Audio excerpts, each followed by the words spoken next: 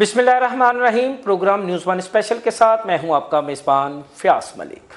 नाजरीन, आज के प्रोग्राम में मेरे मेहमान हैं डायरेक्टर फैसलाबाद जोन मलिक सिकंदर हयात। पूछेंगे हम उनसे कि FIA फैसलाबाद जोन इंसानी स्मगलिंग की रोकथाम के लिए क्या किरदार अदा कर रही है, इमिग्रेशन के निज़ाम को बेहतर बनाने के लिए एयरपोर्ट्स पर इनकी कारकर्दगी की मजमूई सूरत हाल क्या है, और इसके साथ साथ डंकी और डंकर इनके बारे में भी हम इनसे पूछेंगे। सर, बहुत शुक्रिया, आपने अपना कीमती टाइम दिया। सर, क्या कर रही है FIA फैसलाबाद इंसानी स्मगलिंग की रोकथाम के लिए? जी, बड़ी मेहरबानी, थैंक यू वेरी मच। आप तशरीफ़ लाए और आपने ये इतने अहम मौजू पे हमारे साथ बात कर रहे हैं। तो अगर हम इसको अपने रोल को या FIA के काम को डिफ़ाइन करें तो वो हम दो हिस्सों में डिफ़ाइन कर सकते हैं। एक इसको जो कैटेगराइज हम कर सकते हैं प्रोएक्टिव, और एक हम कर सकते हैं इसको रिएक्टिव। अब प्रोएक्टिव में हम क्या कर रहे हैं? प्रोएक्टिव में हम लोगों को अप्रोच करने की कोशिश कर रहे हैं। हम कोशिश कर रहे हैं कि हर महीने में मैं ज़ाती तौर पे कम से कम 2-1 खुली कचहरी लगाने की कोशिश करता हूँ, जितने हमारे सर्कल हैं वहाँ पे जाके। तो उनमें लोगों के मसाइल तो सुनते ही सुनते हैं, लेकिन साथ साथ हम उनको एजुकेट करने की कोशिश करते हैं कि फ्रॉडस्टर से या जो ह्यूमन ट्रैफिकर से कैसे बचना है, क्या निशानियाँ हैं जिनकी वजह से आपको सस्पिशियस होना चाहिए, और किन लोगों के पास जो लीगली एम्पावर्ड हैं, लीगली इंटाइटल्ड हैं, लाइसेंस्ड हैं इस वीज़ा प्रोसेस करने के हवाले से, उनके पास वो कैसे जा सकते हैं और कौन कौन से वो लोग हैं जिनके पास वो जा सकते हैं। एक तो ये हो गया। उसके अलावा हम मुख्तलिफ़ कॉलेजेस और यूनिवर्सिटीज़ में भी लेक्चर्स देने की कोशिश करते हैं, प्रेजेंटेशन वगैरह की शक्ल में।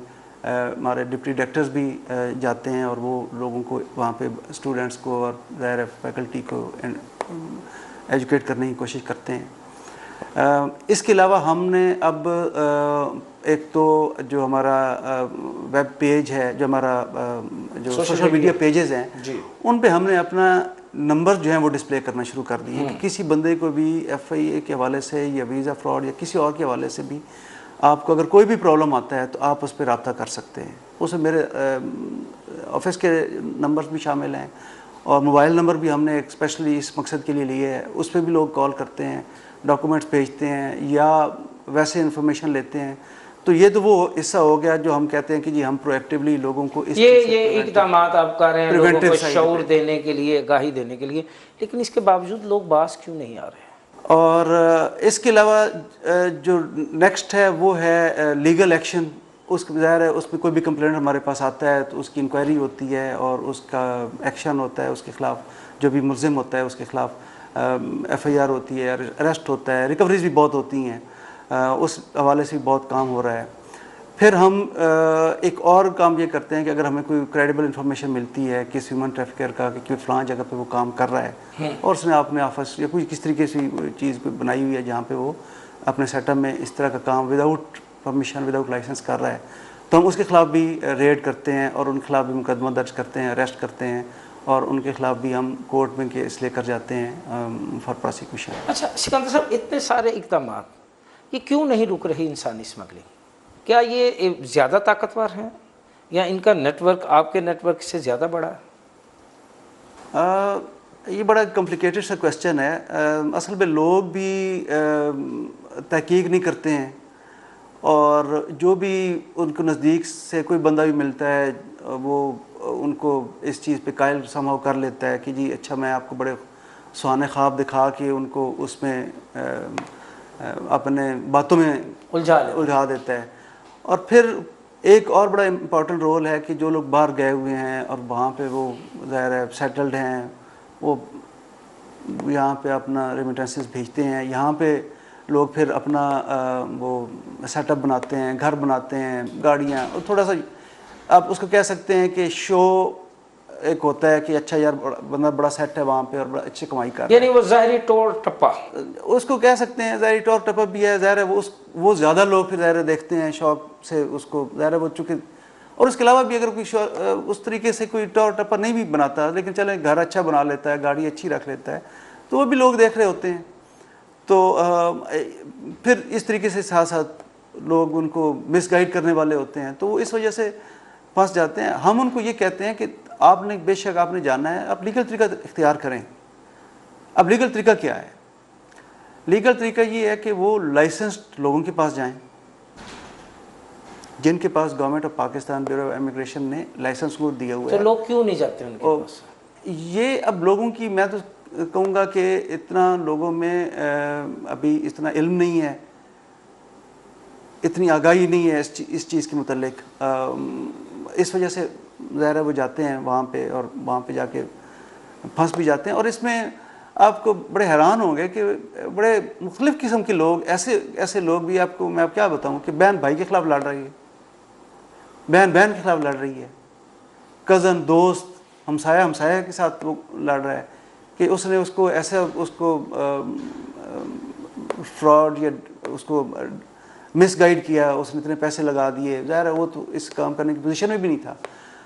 तो वो एक बड़ी कॉम्प्लिकेटेड किस्म की सिचुएशन पैदा हो जाती है कि वो अपने पैसे दे दिए हैं और वो उसका काम नहीं हो रहा। अच्छा, क्या समझते हैं कि FIA ऐसा क्या करे कि ये जो है इंसानी स्मगलिंग, इसका सिलसिला रुक जाए, थम जाए? देखिए, एफर्ट तो तकरीबन सारी वो जो है वो हम कर रहे हैं। मैंने आपको प्रोएक्टिव भी बता दिया कि हम लोगों को एजुकेट कर रहे हैं। कुछ लोगों के ख़िलाफ़ हमें पता लगता है तो हम उनको डायरेक्ट रेड भी करते हैं। फिर वदई कोई आता है उनको भी हम एंटरटेन करते हैं, पैसे भी वापस कराते हैं। कुछ केसेस में ज़ाहिर है कन्विक्शंस भी होती हैं और जुर्माने भी कोर्ट करती है। तो ये एक मजमूई तौर पर आपने अपनी तैनाती के दौरान ऐसे कितने जो है स्मगलर उनको पकड़ा, कितनी रिकवरीज अभी की? पिछले साल में तकरीबन कोई 688 ऐसे मुलजमान थे जो 688? हाँ जी, ये बेसिकली वीज़ा फ्रॉड के ज़्यादातर इसमें से लोग हैं। जो ये ऐसी है, कोई हमसाये में किसी ने किसी को दाव लगा लिया, या कोई जानने वाला किसी का वो आ गया, या किसी ने वैसे कोई एक ऑफिस खोला हुआ है तो लोग उसके पास चले गए। तो मतलब मुख्तलिफ इस तरह के वो कैटेगरीज में लोग। तो सर क्या हर कोई अपनी मर्जी से जहाँ दिल करे ऑफिस खोल सकता है? ये तो मैं कह रहा हूँ कि ये जब भी हमें इस पे क्रेडिबल कोई भी इंफॉर्मेशन मिलती है तो हम उस खिलाफ रेड करते हैं और उस खिलाफ एक्शन लेते हैं। अभी तकरीबन पिछले कोई 3-1 हफ्ते में कोई, मेरा ख्याल है कि हम टोटल हमने कुछ 26 रेड किए हैं, जिसमें ह्यूमन ट्रैफिकिंग के तकरीबन 12 करीब रेड हैं। तो वो ये सारे लोग बग़ैर लाइसेंस के काम कर रहे थे और हमें इंफॉर्मेशन मिल गई थ्रू क्रेडिबल रिसोर्सेज। तो हमने वहाँ पे रेड किया, उनको अरेस्ट भी किया, पर्चे भी दर्ज किए, जो इक्विपमेंट थी वो बरामद हुई, कोई जो थे लोगों ने पैसे दिए थे वो बरामद हुए। इस तरह करके जो वो फिर हम केस बनाकर अब अदालतों में भेज रहे हैं ताकि वो उनके खिलाफ जो कानूनी कार्रवाई उसको जो मंतकी अंजाम तक पहुँचे। अच्छा सिकंदर साहब, मेरे देखने वालों को बताइएगा कि ये स्मगलर काम कैसे करते हैं, इनका घेरने का तरीकाकार क्या है? देखिए, अब वो बात वही आ जाती है कि 4-5 रेड फ्लैग्स हैं जिनके ज़रिए वो, एक तो मैंने आपको पहले बता दिया कि एक बड़ी खूबसूरत वो पिक्चर पेश करते हैं कि जी आप वहाँ पे जाके आपको ये नौकरी मिलेगी और इतना पैसा पर मंथ कमाएंगे। फिर एक और बड़ा इम्पोर्टेंट रेड फ्लैग वो ये है कि अगर आप उनसे कुछ पूछें डॉक्यूमेंटेशन कि आपको काम करने का कोई कागज़ मौजूद है, कोई लाइसेंस मौजूद है, वो आपको नहीं दिखा सकेंगे। तो ये एक चीज़ ज़रूर मद्देनज़र रखनी चाहिए सारे जो आप हमारे पैगाम सुन रहे हैं। फिर इसके अलावा एक और वो चीज़ करेंगे कि वो आपकी काबिलियत से ज़्यादा आपको ऑफ़र करेंगे। अच्छा, मतलब एक बंदा है वो, अगर बड़ी अहम बात है, ये इंपॉर्टेंट बात है कि वो एक बंदा है वो मैनुअल वर्क कर सकता है, उसको कहेगा कि अच्छा यार मैं तुम्हें कोई एग्जेक्टिव जॉब लेकर देता हूँ। एक बंदा कोई भी काम नहीं कर सकता, उसको कोई बंदा कहता है जी मैं तुम्हें प्लम्बर की, इलेक्ट्रिशियन की जॉब लेकर देता हूँ, तो वो अब उसकी काबिलियत से मैच नहीं कर रहा। तो अब इस पर मेरा तो ये मशवरा होगा कि लोग एक तो अपनी स्किल इंप्रूव करें, काम सीखें। देखिए, काम से ही किसी भी बंदे की वैल्यू जो है वो काम से है। चाहे मैं यहाँ पे बैठा हूँ, कोई ऑफिसर हमारा काम कर रहा है, कोई डॉक्टर है, कोई इंजीनियर है, कोई भी बंदा हो, उसकी अहमियत जो है वो उसकी स्किल और उसके काम से है। अगर वो काम सीख जाते हैं तो उनकी हर जगह भी मांग हो सकती है। इवन पाकिस्तान में बड़ी मांग है स्किल्ड। मैं आपको छोटी मतलब मैनुअल कैटेगरीज में आपको मैं बता सकता हूँ, जो प्लम्बर हैं, इलेक्ट्रिशियन हैं, मेसन हैं, पेंटर हैं, ड्राइवर हैं। ज़ाहिर आपको कोई स्किल हो तो लोग आपको, स्किल बंदे की हर जगह पे ज़रूरत होती है। तो ये एक तो डेवलप करें। और एक और बड़ी इंपॉर्टेंट चीज़ जो फ्रॉडियों के हवाले से मैं बताना चाहूँगा जी जी कि जो उनका एलिमेंट होता है वो सीक्रेसी होता है। अच्छा, किसी ने दसना नहीं ना आपको बताएंगे कि यार मतलब जो अटेंडिंग इमिग्रेंट है कि भाई आपके साथ वो क्या करने वाले हैं, आपको कब वीज़ा मिलेगा। चलो वीज़ा तो एक और थोड़ा प्रोसेस होता है, लेकिन जो उनके इख्तियार में होता है वो चीज़ें वो भी नहीं बताते, कुछ तरीक़ाकार नहीं बताते। फिर अगर मूवमेंट में हों तो वो पासपोर्ट ले लेते हैं। जो आपको जो उसकी फ़ाइनल डेस्टिनेशन है, जो रास्ता है, उसका नहीं बताएंगे। तो इस तरह करके वो हर चीज़ को सीक्रेसी में रखने की कोशिश करते हैं और कहेंगे कि यार आपने किसी को नहीं बताना, अपने अकाउंट में पैसे नहीं मंगवाएंगे। अगर कोई बंदा कहता है कि मैंने नहीं भाई सिर्फ अकाउंट में ही पैसे भेजने हैं, कई होते हैं लोग, यानी वो कोई निशान नहीं छोड़ना जो वहमी है या जो थोड़ा सा वो कहते हैं जी नहीं मैंने तो अकाउंट में भेजना है। तो वो क्या करते हैं कि अपना अकाउंट नहीं देते, किसी थर्ड पर्सन का अकाउंट दे दिया। अब वो थर्ड पर्सन भी फंस गया और वो जो एप्लीकेंट है जब वो आता है या जो इंटेंडिंग इमिग्रेंट है वो जब आता है तो वो एप्लीकेशन देगा। एक तो वो जिस बंदे के साथ उसकी बातचीत चल रही थी उसका तो देगा ही देगा नाम, वो थर्ड पर्सन भी आ जाता है। अच्छा, नहीं पता होता कि वो बंदा वाकई जेन्युइनली उसका कोई इलीगल मोटिव नहीं था या था, हमें नहीं पता। लेकिन चूंकि पैसे उसके अकाउंट में गए हैं तो वो उसकी लायबिलिटी थोड़ी सी वो अपने ये भी डाइवर्ट करने की कोशिश करता है। तो मेरा तो ये पैगाम होगा कि बिल्कुल सीधे उस पर चलें, सीधी अपनी जो ट्रांजैक्शन रखें। जो बंदा आपसे डील कर रहा है एक तो उसी के अकाउंट में पैसे भेजें। अच्छा सर, आप इन एजेंटों को पकड़ते हैं, इन स्मगलर्स को पकड़ते हैं, कानूनी कार्रवाई करते हैं, तफ्तीश करते हैं, इनको पकड़वाते हैं, जेल भिजवाते हैं, ये फिर आ जाते हैं, फिर वही काम शुरू कर देते हैं। क्या कहीं कोई ऐसा सुकम रह जाता है तफ्तीश में जिसका ये फ़ायदा उठाते हैं? नहीं, एक्चुअली जो मैंने ऑब्ज़र्व किया है वो ये है कि इसमें बहुत सारे केसेस में जो कंप्लेनेंट है वो एक बयान दे देता है कि जी मैं मेरा चूँकि उसको जब पैसे मिल जाते हैं ना, रिकवरी होगी, और मैक्सिमम केसेस में पैसे मिल जाते हैं उसको। अच्छा, जब उसको पैसे मिल जाते हैं ना तो he loses his interest in the whole case. वो फिर क्या करता है, वो उसको आगे उसको परसू ही नहीं करना चाहता। क्योंकि हमारा अब एविडेंस का जो कोर्ट्स का भी एक वो है कि जी ज़ाहिर है आपने विटनेसेस को पेश करना है, एक विक्टिम को पेश करना है।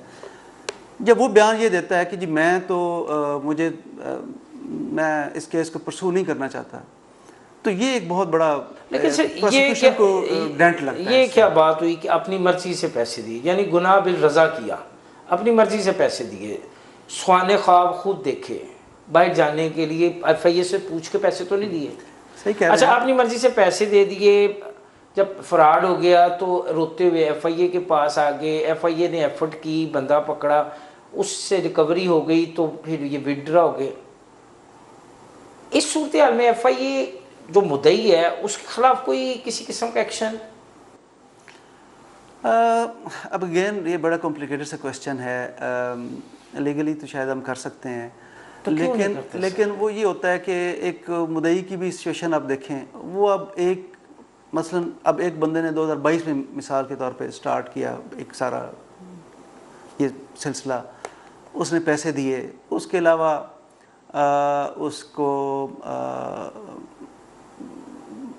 जब वो साल एक को इंतज़ार करता रहा, 2023 में आके उसने उसके पीछे पढ़ना शुरू किया, यार तुमने मेरा काम नहीं करवाया। अब वो पीछे उसके पढ़ना शुरू कर देते हैं। ठीक है, 23 भी गुजर गया, 24 भी गुजर गया, अब वो हमारे पास आएगा, अब हमारे पास इंक्वायरी लगी, अब वो कितना देर इंक्वायरी चलती है, आपके पास 24 गुजर गया। अब बाय दैट टाइम वो मुद्दई अब देखें थक जाता है, विक्टिम या मुद्दई जो भी है वो एक उस टाइम पे तक आके थक जाता है। वो कहता है यार मेरे तो पहले ही मैं जलील हुआ हूँ, अब मेरे पैसे जा रहे हैं, तो वो उसको एक वो होता है कि यार मैं इस चीज़ से जान छुड़ाऊँ। लेकिन सर एक क्रिमिनल हम हालांकि पूरी कोशिश करते हैं कि उसको राज़ी करें कि वो एज विटनेस पेश हो और इसमें हमें वो करे। लेकिन सर एक क्रिमिनल को आप पकड़ते हैं, सरकारी वसाइल उस पर खर्च हुए हैं, आपकी एफर्ट है, मेहनत है, फिर वो क्रिमिनल साबित हो गया कि भाई यार ये क्रिमिनल है, ये लोगों को लूटता है, तो अब अगर मैं विड्रा कर रहा हूँ तो उसके बाद कानून क्या कहता है?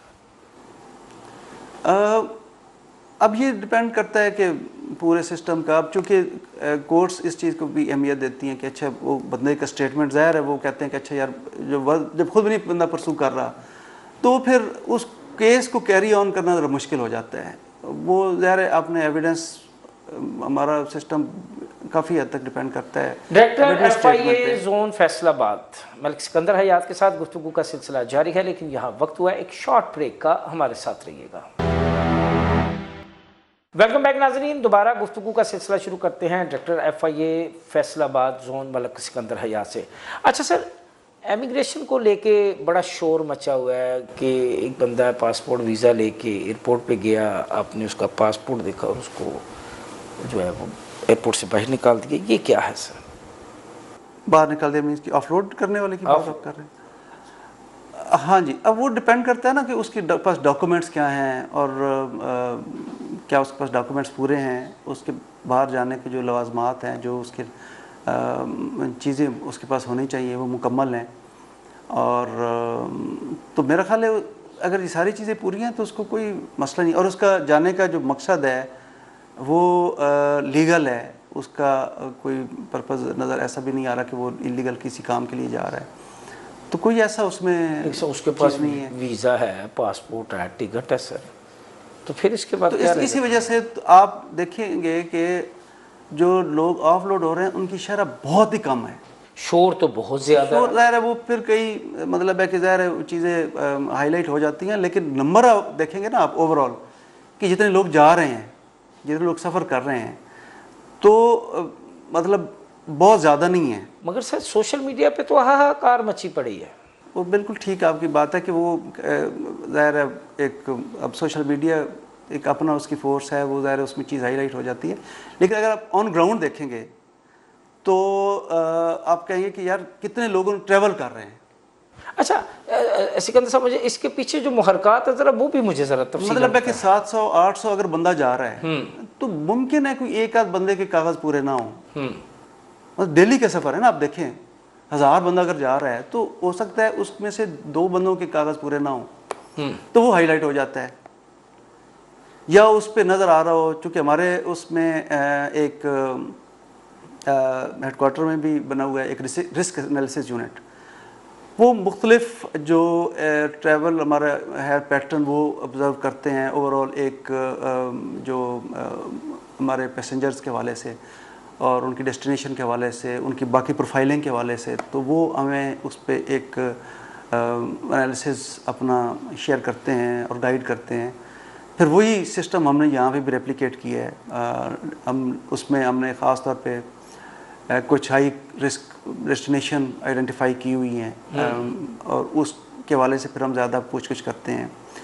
लेकिन अगेन वो डिपेंड करता है कि किस तरह का बंदा कहाँ पे जा रहा है। ये इसी बारे में वो इसी को रिस्क प्रोफाइलिंग की बेस पे हम ये सारा कुछ करते हैं। अब मैं अगर मिसाल दूँ कि अगर एक 14-15 साल का बच्चा अब वो कोई ऐसी जगह पे जा रहा है,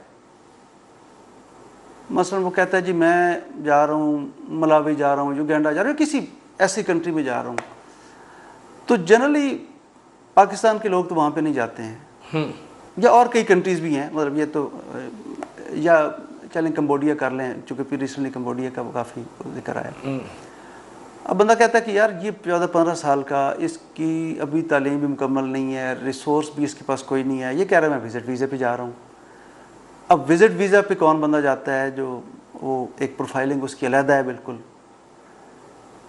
अब एक लड़का जा रहा है बिल्कुल टीनेजर है, उसका कोई अपेरेंटली सोर्स ऑफ इनकम नज़र नहीं आ रहा, उसका मतलब कोई मकसद उस तरह का नहीं लग रहा कि जिस तरीके से। अब देखें विज़िट वाले जो हैं वो जनरली तो वो हैं जो अच्छा एक फाइनेंशियल पोजीशन में होते हैं और वो चलें किसी जगह पे जा रहे हैं तो उनको समझ में आती है। अब इस तरह की जो सिचुएशन होती है उसमें, और इसमें आप देखेंगे कि ये नहीं है कि एक हवाई बात हो रही है, ये इसकी प्रैक्टिकल एग्जांपल्स हैं जिनकी बेस पे क्या शरह क्या मैं है? आपको मैं बताता हूँ। जी जी। जब जो पिछले पास्ट में एक ग्रीक बोट ट्रेजेडी हुई, उसमें जब उनको एनालाइज किया गया तो उनमें से एक बच्चे की डेड बॉडी मिली, और वो जब हमने इमिग्रेशन की उसके रिकॉर्ड में चेक किया तो वो 14-15 साल का लड़का था, और वो एहराम बांध के जा रहा था, यहाँ से एहराम बांध के गया और वहाँ से वो फिर आगे मिसप्लेस हो गया। रिसेंटली अब मैं आपको मिसाल देता हूँ कि एक यूरोपियन कंट्री ने हमें रिपोर्ट किया कि जी कुछ लोग इस तरीके से आपके आए हैं जो इलीगल तरीके से में लगता है कि आए हैं। वो फिर अब चेक किया तो हमें पता लगा कि वो बेसिकली कोई किसी और जगह पे गए थे, लेकिन बीच में ट्रांजिट से स्किप हो गए, और फिर वो आगे जिस तरह डेंगी वाली साइड पे जाके और लिबिया और उस साइड से वो जिस तरह एक रूट बना हुआ है वहाँ से निकलने की कोशिश करते हैं। तो इस तरह करके वो एक पैटर्न स्टडी हो रहा होता है कि कौन बंदा एक जेन्युइन पैसेंजर है और कौन एक जो पैसेंजर जो आपको थोड़ा डाउटफुल लग रहा है। औसत शरह क्या है ऐसे लोगों की? मैं आपको बता रहा हूँ ना, बहुत ही मामूली। और उसमें एक और चीज़ भी हमें देखना पड़ती है। अब मतलब स्टूडेंट है, उसके पेपर पूरे नहीं है, अच्छा, अब उसमें एक और भी अभी रिसेंटली फिनोमेना आया है सामने, जिसमें कुछ कंट्रीज़ ने हमें ऐसे बच्चे डिपोर्ट किए हैं जिनके पास हमारे हिसाब से कागज़ बिल्कुल पूरे थे, बट साहब वहाँ उधर पहुँचे और उन्होंने डिपोर्ट करके वापस भेज दिया। तो वो हमें उस चीज़ को देखना पड़ता है कि डिपोर्ट हमारे जो पाकिस्तानी पैसेंजर को नहीं होना चाहिए, क्योंकि वो भी हमारे ऊपर बड़ा नेगेटिव इम्पैक्ट डालता है। नेगेटिव इस तरीके से इम्पैक्ट डालता है कि जब मसलन आप जा रहे हैं या कोई और भी जेन्युइन एक पैसेंजर जब उस कंट्री के वीज़ा के लिए अप्लाई करता है तो वो आपको आसानी से वीज़ा फिर नहीं मिलता। एक प्रोफाइलिंग बन जाती है, जैसे हम प्रोफाइलिंग कर रहे हैं तो हर कंट्री प्रोफाइलिंग कर रहे हैं। ये तो नहीं है कि सिर्फ हम ये काम कर रहे हैं, हर कंट्री की अथॉरिटीज़ ये प्रोफाइलिंग कर रही हैं। तो वो ये होता है कि फिर अब आपने देखा होगा कि कई कंट्रीज़ जिनको हम वीज़ा हम बिल्कुल आसानी से विद इन आवर्स ले लेते थे, ऑनलाइन ले लेते थे, अब वो अच्छे खासे प्रोफाइल वाले लोगों के वीज़े भी रिजेक्ट हो रहे हैं। ये रिज़ल्ट है उस तरह की चीज़ का जिसकी वजह से जो इस तरीके से पैसेंजर अगर इलीगल जाता है, डिपोर्ट होता है या पकड़ा जाता है, वहाँ पे डिटेक्ट हो जाता है, तो वो एक bad image for the country, for the nation वो लाता है। और उसमें फिर जेन्युइन हमारे पैसेंजर्स, जेन्युइन हमारे जो लोग हैं, मतलब लेबर के लिए कोई जाना चाहता है तो उसमें भी हमारी एक प्रोफाइलिंग में या रैंकिंग में हम डाउन हो गए। अब वीज़े हमारे अगर विजिट वीज़ा पे जाना चाहता है वो एक डाउन हो गए। स्टूडेंट भी हमारा अगर अप्लाई करता है उसके लिए भी वो रैंकिंग में हम नीचे चले जाते हैं। फिर हमारे जो जेन्युइन लोगों के लिए प्रॉब्लम बन जाता है कि वो कैसे जाएं, उनके लिए प्रॉब्लम क्रिएट हो जाती है। तो उस चीज़ को हमने वो एक करने के लिए कि हमारा जो कंट्री का प्रोफाइल भी इमिग्रेशन रिलायबल रहे, उसको सख्त कर दिया। उसको हमने कोशिश की है कि उसमें ये नहीं है कि जो कोई जेन्युइन बंदा है और उसको रोकना है, ऐसी कोई बात नहीं है। अच्छा, ना कोई ऐसी इंस्ट्रक्शंस है, ना कोई ऐसी बात है। आप देखेंगे, अब मैं ह्यूमन एरर को तो ज़रा इंसान गलती भी कर सकता है, लेकिन मैं ये कहूँगा कि 1000 में से कोई एक आध केस ऐसा निकलता है जिसमें कोई बंदा कोई ऐसा हो, वरना ये जो भी ऑफलोड हो रहा है इसमें कोई ना कोई चीज़ कम होती है। या जैसे मैं आपको बता रहा हूँ, प्रोफाइलिंग में ऐसी कोई चीज़ होती है जो अलार्म कर रही होती है कि एक बंदा जो है ये इसका ये बेसिकली उसकी मुमकिन है चैट हम कई दफ़ा चेक कर लेते हैं। अच्छा, उसमें फिर होता है कई लोग जो हैं वो लिंक होते हैं ये ह्यूमन ट्रैफिकर से, स्मगलर से, उनको फिर हम वो पता चल जाता है कि ये बेसिकली इसका मकसद इस कंट्री में, जिस कंट्री का ये बता रहा है, जिस कंट्री का हमें इसने बताया है जहाँ पे हमारे सिस्टम से निकल रहा है, वहाँ पे जाना इसका असल मकसद नहीं है। इसका असल मकसद फर्दर किसी और जगह पे जाना है। तो इस तरह के बीच में भी लोग होते हैं जिनको फिर हम थोड़ा वो चैट करते हैं, फिर थोड़ा इंटरव्यू भी कर लेते हैं। अच्छा सिकंदर साहब, आपने ये इमिग्रेशन के हवाले से तो मुझे बता दिया, अब लगे हाथों मुझे ये भी बता दें कि ये जो सोशल मीडिया पे वीडियोस हैं भीख मांगते हैं अरब ममालिक में, ख़ास तौर पर सऊदी अरब हो जाए या दुबई हो जाए या जो दीगर कंट्रीज़ हैं, वहाँ पे जाके ये जो जत्थे के जत्थे जाते हैं पाकिस्तान के मुख्तलिफ एयरपोर्ट से, ये कैसे चले जाते हैं? वहाँ जाके ये मुल्क की बदनामी का सबब बनते हैं।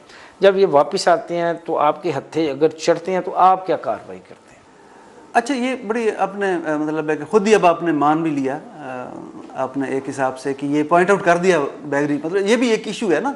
अब इलीगल किसी भी काम में इलीगल पर्पस आपका जब इन्वॉल्व होता है तो उसमें फिर यही होता है कि वो बदनामी होती है। अब वहाँ पे जाके और लोग गालियाँ निकालते हैं, गालियाँ निकाल, मतलब वहाँ पे जाके पकड़े जाते हैं वो अथॉरिटीज़, फिर बात वही आ जाती है कि फिर वो हमारी प्रोफाइलिंग में हमें वो और रैंकिंग में पासपोर्ट हमारा डाउन हो चले कैसे जाते हैं सर? ये भी अब एक बंदा मसलन कोई आराम बांध के जा रहा है तो थोड़ा सा वो एक वो होता है, ये पास्ट में ऐसा होता रहा है। जैसे मैं आपको बता रहा हूँ कि वो बच्चा गया और उसको समहाउ ज़ाहिर है वो जो इमिग्रेशन ऑफिसर बैठा हुआ है वो भी इंसान है, वो भी समझता है कि अच्छा एक बंदा मजहबी हवाले से वो मजहबी हवाले से के हवाले से जा रहा है। या कई लोग ईरान इराक जाते हैं तो वो अपने उस हवाले से, तो वो ज़ाहिर है एक वहाँ पे जो बंदा बैठा हुआ है उसको एक डिफरेंट किस्म का उसका माइंडसेट होता है। बहरहाल वो हमने ये चीज़ें जैसे आपको बताया ना कि चूँकि सामने जब आई तो उसके बाद फिर हमने उस सब लोगों को ये चीज़ें चेक करना शुरू कर दी कि बिल्कुल जेन्युइन बंदा है वो जाए, और जो बंदा इस मकसद के लिए जा रहा है वो थोड़ा सा, अब ये ज़ाहिर है इसमें प्रोफाइलिंग भी है जैसे मैं आपको बता रहा हूँ। साथ ही साथ वहाँ पे जो इमिग्रेशन ऑफिशियल है वो चूँकि डेली लोगों को डील कर रहे होते हैं इसी किस्म के पैसेंजर्स को, तो वो बॉडी लैंग्वेज से भी आपको पता चल जाता है, आपके मतलब कॉन्फिडेंस से, आपके बातचीत से, क्वेश्चनिंग से पता चल जाता है, फिर आपके समटाइम मोबाइल चेक करने से, तो वो इन सारी चीज़ों से बिल्कुल पता लगता है कि वो जो एक कौन बंदा जो है वो जेन्युइन पैसेंजर है और कौन बंदा जो है वो जेन्युइन पैसेंजर नहीं है। अच्छा इसका साहब, डंकी 3 रूट हैं इसके, airport, by air, by road और सी रोड। इन तीनों पे किस तरह आप काम करते हैं? कितनी कामयाबियाँ आपने हासिल की हैं? क्योंकि ये भी एक ख़तरनाक काम है, इसका अंजाम आखिर तो आखिर मौत ही है। जो कश्तियाँ डूबी हैं गुज़श्ता 2-3 सालों में बड़े अफसोसनाक वाक़यात हुए हैं, तो उसके बाद आपने आइडेंटिफाई किया, इनका रोड मैप बनाया, तो इसमें आपको कितनी कामयाबी हुई? ज़ाहिर देखिए ये जो प्रोफाइलिंग टोटल की है ये सारी चीज़ों को देख के की है। ज़ाहिर है इसमें असल में ये ट्रेंड भी चेंज होते रहते हैं।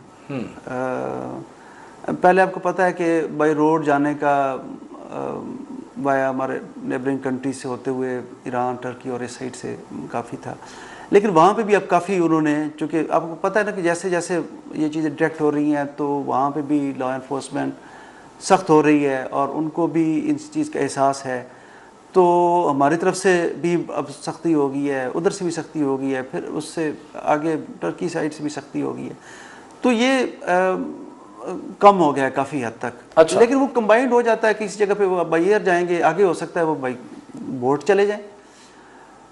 ये काफ़ी हद तक एक ट्रेंड बना हुआ था यहाँ से बाई एयर जाने का और फिर वाया इजिप्ट, लिबिया और लिबिया से फिर आगे बाई बोट, तो काफ़ी इसमें ये ट्रेंड रहा है।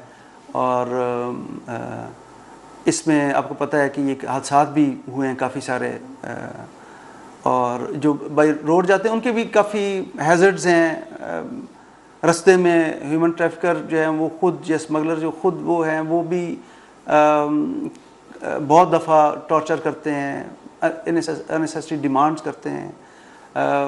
ऐसे भी इंसिडेंट्स हुए हैं। अच्छा, उनके जो सहूलतकार यहाँ पे अपनी जान भी खो देते हैं। उनके जो सहूलतकार यहाँ पे हैं, स्लीपर सेल जो उनके बने हुए हैं यहाँ पे, उनको आपने तोड़ा?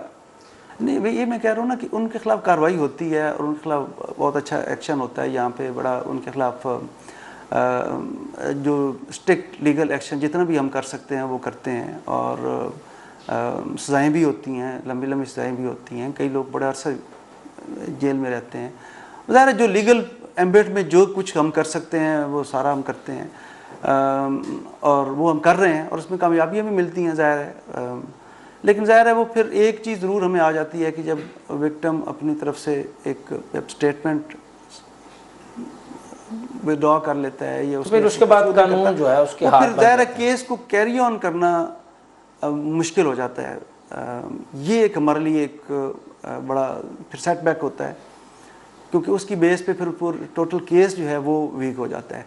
Director FIA zone Faisalabad Malik Sikandar Hayat के साथ गुफ्तगू का सिलसिला जारी, लेकिन यहाँ वक्त हुआ है एक शॉर्ट ब्रेक का। हमारे साथ रहिए। वेलकम बैक नाजरीन, दोबारा गुफ्तगू का सिलसिला वही से शुरू करते हैं जहाँ पर ब्रेक पे जाने से पहले हमने मुनक़ता किया था। अच्छा सर, FIA फैसलाबाद जोन कैसे काम करती है, क्या क्या काम करती है, इसके काम का तरीक़ाकार क्या है? क्योंकि फैसलाबाद एक साइट पे आ जाता है, तो इस जोन में कौन कौन से अजला हैं आपके पास? एक तो ये मैं आपकी तस्दीक़ कर दूं कि ये साइड पे नहीं आता। अच्छा, ये बिल्कुल सेंटर में आता है। अच्छा। और तो फिर लाहौर को हम साइड पे कर दें? वो साइड पे है चूँकि ये सेंट्रल पंजाब पूरा कवर करता है। अच्छा अच्छा। फैसलाबाद जो जोन है, जो FIA जोन का जो एरिया है वो इट कंसिस्ट ऑफ 3 डिवीजन्स। अच्छा।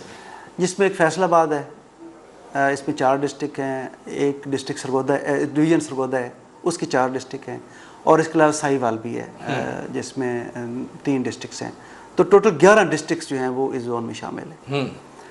अब इसमें हमारे पास जो मौजूदा जो काम कर रहे हैं वो 3 सर्कल हैं, इमिग्रेशन का जो हमारा सेटअप है उसके अलावा, और जोन के अलावा जोनल ऑफिस फैसलाबाद में है, और इसके अलावा सरगोदा में हमारा एक ऑफ़िस है जिसमें सर्कल ऑफिस है, जिसमें हमारे डिप्टी डायरेक्टर साहब हेड करते हैं उसको। वो कंपोजिट सर्कल है, उसमें हमारे FIA के जितना भी प्रीव्यू में जितना भी क्राइम आता है वो सारा वो डील करते हैं। उसके सब सर्कल आप कह सकते हैं जी, ह्यूमन ट्रैफिकिंग का एक है, एक एंटी करप्शन सर्कल है, फिर उसमें कमर्शियल बैंकिंग सर्कल या कॉर्पोरेट क्राइम सर्कल, वो सारे एक जगह पे डील होते हैं। एक सरगोदा में है, फिर एक सर्कल हमारा इधर फैसलाबाद में है। फैसलाबाद का जो सर्कल है वो फैसलाबाद डिवीज़न और साहिवाल डिवीज़न को डील करता है। और रिसेंटली हम ने एक और जो सर्कल वो नोटिफाई कराया है साहिवाल में। अच्छा जी। तो प्रेजेंटली तो साहिवाल फैसलाबाद में डील हो रहा है, लेकिन ज़ाहिर है वो लोगों की कन्वीनियंस के लिए हमने फिर कोशिश की है कि वहाँ पे एक हमारा ऑफिस जो है वो ओपन हो जाए, ताकि एटलीस्ट साहिवाल डिवीज़न के जितने भी कंप्लेनेंट्स हैं, जितने भी लोग हैं वो वहीं पे डील हो जाएं, उनको यहाँ पे इतने लंबा सफ़र करके ना आना पड़े। तो वो नोटिफाई हो गए, अब उसकी बाकी कुछ फॉर्मेलिटीज़ रहती हैं। आपका जो सर एंटी करप्शन सर्कल है, ये मेरे ख्याल में सरकारी अदारों की जो करप्शन है उस पर निगाह रखता है। इस सर्कल की मजमूई कारकर्दगी कैसी है? इसमें अब देखें, इसमें चूँकि काफ़ी सारे डिपार्टमेंट्स डील होते हैं एंटी करप्शन में, गवर्नमेंट डिपार्टमेंट जितनी वफाक से रिलेटेड जितने डिपार्टमेंट्स हैं उसमें लेस्को, हमारा चूँकि अब ऐसा है ना, आप कह रहे हैं कि साइड पे नहीं सेंटर में, तो हम अब मेरे ख्याल है मेरी बात को दिल पे लेके नहीं, इसमें अब 3 जो है ना वो ये डिस्ट्रीब्यूशन कंपनीज आती हैं, फेस्को, मेप्को जी और लेस्को। चूँकि ओकाड़ा भी है तो वो उस साइड पे लेस्को का आता है एरिया। इनके ख़िलाफ़ भी हमारे वक्तन फ़क्तन काम होता रहता है, कोई लोगों की कंप्लेंट्स की बेस पे, और कुछ हमें जो इंफॉर्मेशन क्रेडिबल इंफॉर्मेशन मिलती है उसकी बेस पे हम एक्शन लेते हैं। इसी तरह पासपोर्ट ऑफिसेज़ हैं। अब रिसेंटली हमारा एक रेड हुआ है टोबा टेक सिंह में। अच्छा। जिसमें जो एजेंट्स हमने पकड़े हैं जो पासपोर्ट लोगों को बनवा कर जैसे कि हम फैसिलिटेट करते हैं और पैसे वहाँ पे बना रहे थे लोग। तो इसमें सिर्फ एजेंट पकड़े के एजेंट और बाकियों की अभी तफ्तीश ज़ाहिर है वो हमारी जारी है। वो जो पैसे लेते थे जो, हाँ जी, जो अगर गवर्नमेंट डिपार्टमेंट्स वाले भी बीच में ज़ाहिर है वो आएंगे, और इस तरह बाकी भी हैं, जिस तरह अगर नादरा है वो भी हम डील करते हैं, और पास्को है। अब रिसेंटली हमारा पास्को का एक बहुत बड़ा रेड हुआ जिसमें डिटेक्ट ये हुआ कि काफ़ी सारे जो गंदम है उसकी जो बोरियां थीं या तो वो रिप्लेस हो गई, रिप्लेस विद सैंड्स। अच्छा। और वो सैंड्स के साथ रिकवर हुई। और कितनी बोरियां रिकवर हुई सर? वो तो सैकड़ों में थी। 201 बोरी हमारी इस तरह की बरामद हुई है। जो इसके अलावा और बोरियां हैं, 1000 के करीब बोरी ऐसी है, 1000 से ज़्यादा है जो मिसिंग है रिकॉर्ड के कैलकुलेशन के हवाले से। तो वो उसमें हमने काफ़ी सारे लोगों को पकड़ा है, जिसमें ज़ाहिर है जितने वहाँ पे लोग इन्वॉल्व थे उनसे हमने मैक्सिमम बरामदगी करने की भी कोशिश की है और वो भी तफ्तीश चल रही है। लेस्को, फेस्को और गैपको के हवाले से भी FIA ने गुज़श्ता दिनों बहुत बड़ी कार्रवाइयाँ की थी, वो कहाँ तक पहुँची? वो जो यूनिट की चोरी, बिजली की खपत के हवाले से, वो तो मेरा ख्याल है कोई चलती रहती हैं वैसे तो, लेकिन वो एक कैंपेन लॉन्च की गई थी मेरा ख्याल है 2024 में शायद। तो अब बंद हो गई कैंपेन? नहीं, वो चल रही है, ज़ाहिर है वो उसमें काम तो देखें ना, वो कैंपेन का मतलब ये होता है कि शायद उस टाइम इंटेंसिव काम हो रहा हो। काम तो ज़ाहिर है चलता रहता है हर टाइम पे। जहाँ पे भी कोई चीज़ डिटेक्ट होती है, जहाँ पे भी कोई एक समझ लें कि जहाँ पे भी हमें लॉ वायलेट होने की कोई इन्फॉर्मेशन मिलती है थ्रू एनी मीन्स, एक हो सकता है बंदा हमारे पास सिर्फ कंप्लेनर बन के आ जाए, एक हो सकता है बंदा सिर्फ हो सकता है हमें information as part of general public, as member of general public दे जाए, तो हम तो उस पर एक्शन करते हैं। अच्छा सिकंदर साहब, ये कोई एक देखिए, ये बात ये है कि ये कोई एक ख़त्म होने वाला सिलसिला है नहीं। नहीं बिल्कुल है, ये तो अज़ल से अब तक ये सिलसिला जारी है ना। तो ये कोई कैंपेन ऐसी नहीं जो ख़त्म हो गई हो, कैंपेन जारी है, उसमें हम एक्शन अच्छा, करते रहते हैं। वफाक के जितने भी अदारे हैं उनकी करप्शन तो आप पकड़ रहे हैं, अच्छी खासी दहशत है FIA की। FIA के अंदर जो करप्शन है उसको सिकंदर हयात कैसे पकड़ते हैं?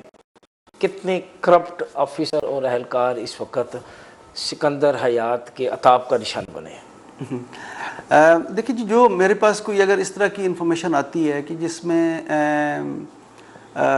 किसी भी ऑफिसर ने, इन्वेस्टिगेटिंग ऑफिसर ने किसी भी बंदे के साथ ज़्यादती की हो, मिसबिहेव किया हो, या कोई से पैसे डिमांड किए हो, या अनड्यू उसको तंग करने की कोशिश की हो, तो इंशाल्लाह हम उसको स्पेयर नहीं करते हैं। अल्हम्दुलिल्लाह कई ऐसे लोग हैं, फिर उनको हम साइड पे कर देते हैं, ऐसी जगह पे लगा देते हैं जहाँ पे वो अब मजबूरी के तहत उनको काम तो करना पड़ता है, लेकिन वो फिर दे आर नॉट हैप्पी। तो इस तरह, और उनके खिलाफ जो भी कोई अगर इंक्वायरी में कोई चीज़ प्रूव होती है तो वो एक्शन भी होता है, उस पर उनके खिलाफ एक्शन भी होता है। आपको पता है FIA में ओवरऑल बड़ी स्ट्रिक्ट एक मॉनिटरिंग। सिफारिश का कितना प्रेशर है सिकंदर हयात? देखिए, एक होता है सिफारिश करना, तो सिफारिश चूँकि हमारा कल्चर है, अब मैं ये कहूँ कि सिफारिश कोई आती नहीं है, ऐसी बात नहीं है, लेकिन ये है कि हम देखते हैं कि वो सिफारिश को एवेल्यूएट करते हैं कि मनपसंद पोस्टिंगों पे सिफारिशों के लिए, पोस्टिंग के लिए कितनी सिफारिशें हैं? जी वही मैं कह रहा हूँ ना, ये भी शामिल है इसमें। तफ्तीश के अलावा इस पर भी होती है सिफारिशें। तो इस पे तो खैर हम कोशिश करते हैं कि जो बंदा जिस पे बिल्कुल कोई इस तरह के एलिगेशन आए या बिल्कुल इनकॉम्पिटेंट हो, इनकॉम्पिटेंट मींस कि वो फिर इनकॉम्पिटेंट बंदा सिर्फ ये नहीं होता ना कि वो इनकॉम्पिटेंट होता है, वो फिर लोगों के केस ख़राब करता है, लोगों को तंग करता है, काम उससे होता नहीं है। तो वो फिर हम कोशिश करते हैं कि उसको, उससे कोई वो काम ले लें जो उसकी रेंज में हो, जो वो कर सकता हो, या जिस पे उसको, जिस पे जहाँ पे काम लेने में कोई हर्ज ना हो। तो वो सिफारिश आती है, हर चीज़ में आती है, लेकिन बहरहाल हम देखते हैं कि कोई कौन सा काम सियासी प्रेशर है FIA पे के बालातर है प्रेशर से? नहीं, कोई ऐसी मैं आपको बता रहा हूँ ना कि चूँकि हमारे यहाँ एक कल्चर है, वो ज़ाहिर है लोग हैं, पब्लिक रिप्रेजेंटेटिव होते हैं, उनके ऊपर भी लोगों के एक ट्रस्ट भी होता है, और उन लोगों के ऊपर लोगों की समझ लें कि वो अप्रोच भी होती है, इजीली लोग वहाँ पे मिल सकते हैं। तो रिक्वेस्ट आती है, लोग आते हैं, वो हम फिर उसको मेरिट पे देख लेते हैं, और अगर होने वाला काम हो तो वो ज़रूर FIA में, अगर ना होने वाला हो तो फिर उनसे इसमें माजरत कर लेते हैं, या इसको किस तरीके से हम कर सकते हैं, जिस हद तक हम जा सकते हैं, या जिस तरीके से लीगल एम्बेट में हम कर सकते हैं, वो ज़रूर हम उनको बताते हैं, गाइड भी करते हैं। और आम कंप्लेनर भी आ जाए तो हम कोशिश करते हैं कि उसको, अगर वो कोई विक्टिम है या कोई, उसको जो भी उसका इशू है उसको जितना हम हल कर सकते हैं उसको ज़रूर गाइड करते हैं कि वो कौन सी तरीक़ाकार इख्तियार करे जिसके तहत हम उसके मसाइल हल कर सकते हैं। बातें सुनी आपने director FIA Faisalabad zone Malik Sikandar Hayat की। एक छोटा सा पैगाम, अपना और अपने बच्चों का बहुत सा ख्याल रखें। यहाँ प्रोग्राम न्यूज़ 1 स्पेशल का वक्त ख़त्म हुआ जाता है। अगले प्रोग्राम तक के लिए मुझे और मेरी टीम को इजाज़त दीजिए। अल्लाह हाफिज़।